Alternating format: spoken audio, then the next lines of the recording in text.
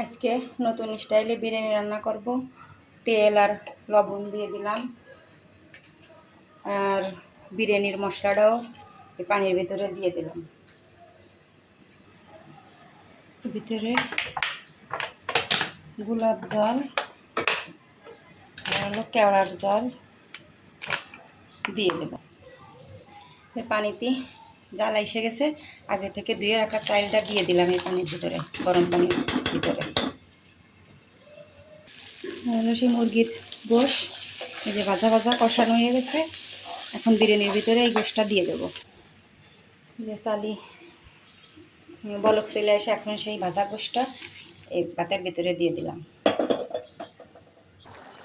যে এখন কটা কাঁচামরিচ ভেঙে দিয়ে দিলাম। আমি এভাবে শর্টকাটে বিরিয়ানি রান্না করি। বিরিয়ানি বলো, তেহারি বলো, যাই বলো।